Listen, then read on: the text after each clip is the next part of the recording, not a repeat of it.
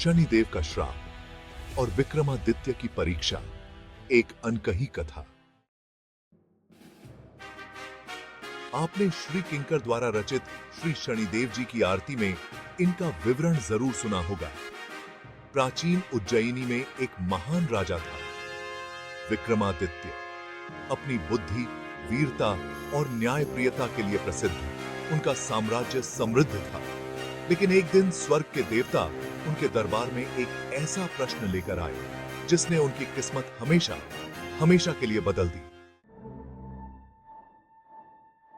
सभा के देवताओं के मन में एक सवाल था, हम में से सबसे शक्तिशाली कौन है? इस प्रश्न का उत्तर पाने के लिए वे इंद्र के पास गए, लेकिन इंद्र भी यह फैसला नहीं कर पाए। जवाब में उन्होंने उन्हें धरती के सबसे न्यायप्रिय राजा विक्रमादित्य के पास भेजा।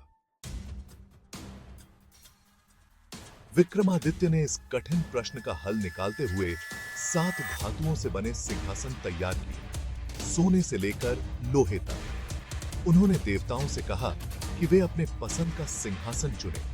तब शनिदेव ने लोहे का सिंहासन चुना, जो सबसे अंतिम था। देवताओं ने इसका अपमान किया और हंसी उड़ाई।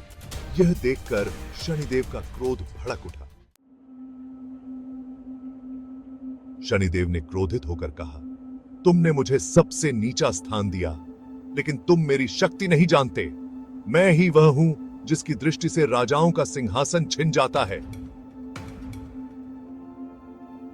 तुम्हारी बारी है। यह कहकर शनिदेव वहां से चले गए और विक्रमादित्य के जीवन में शुरू हुआ 7.5 का काल। शनिदेव ने विक्रमादित्य को एक छलावे में फंसा दिया, जिसके परिणामवश वह अपना राज्य, अपनी संपत्ति और सब कुछ खो बैठे। वह एक साधारण व्यक्ति बन गए थे, एक भटकते हुए राजा, जिसको उनकी प्रजा ने भी नहीं पहचाना। शनिदेव के श्राप ने उनके जीवन को धीरे धीरे नष्ट कर दिया। विक्रमादित्य ने तमाम दुखों का सामना किया। उन पर चोरी का झूठा आरोप लगाकर उनके हाथ पैर काट दिए गए। अब वह एक भिखारी की तरह जीवन बिता रहे थे। इस दौरान उन्होंने शनिदेव की पूजा की और उनसे क्षमा याचना की। 7 साल की यातनाओं के बाद शनिदेव विक्रमादित्य के सपने में आए। सपने में शनिदेव जी ने कहा, तुमने अपने कर्मों का फल भोग लिया है, अब तुम्हारी 7.5 समाप्त हो गई है। यह कहकर शनिदेव जी चले गए। अगली सुबह विक्रमादित्य के हाथ पैर पुनः ठीक हो गए और उनका गौरव लौट आया।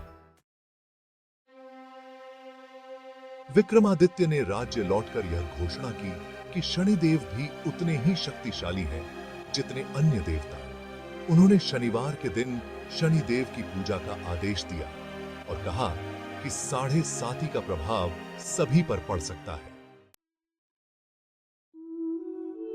यह कथा हमें सिखाती है कि कोई भी, चाहे वह कितना ही शक्तिशाली क्यों न हो, अपने कर्मों के फल से नहीं बच सकता। लेकिन जो अपने कष्टों को सहन करता है, वह अंततः मोक्ष प्राप्त करता है। इस कथा से हमें यह सीख मिलती है कि न्याय और धर्म का पालन हमेशा करना चाहिए। वही आता है ये आजा कहा। यदि आपको यह कहानी पसंद आई हो तो हमारे चैनल को लाइक, शेयर और सब्सक्राइब करें, ताकि आप ऐसी और भी अद्भुत कहानियां सुन सकें।